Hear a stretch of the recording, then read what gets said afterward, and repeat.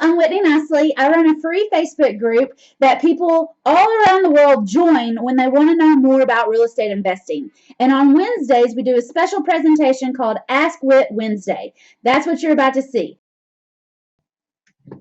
Next question. If I find a house, can you scoot towards me? Because I've got that camera propped up on that. Thanks. If you find a house and it's in an LLC's name, should we try to contact the owner or not? Well, if it's in an LLC's name, I would say keep going with it. Try to, talk to the seller, especially if you're new.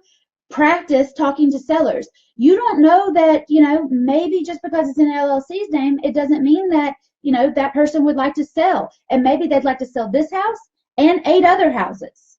This might be an amazing lead. Or it might be an LLC because they're going to buy it and keep it forever and ever, amen. We don't know until we ask them. So if it's in an LLC's name, I would still try to contact them and say, hey, what's up?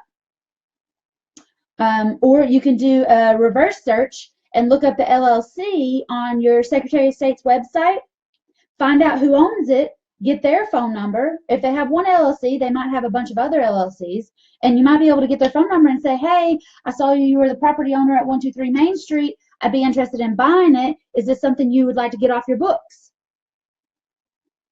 I don't know until I find out from them. They may say, yeah, I would. Or they may say, don't ever call me again. I don't know until I try, right? I hope I've answered your questions. If you have more, please join the Facebook group, WhitneyNicely.com/group, and that'll take you straight into Become a Real Estate Rockstar with Whitney Nicely. Answer 3 little questions. We'd be glad to have you into the group. And don't forget to subscribe to the YouTube channel.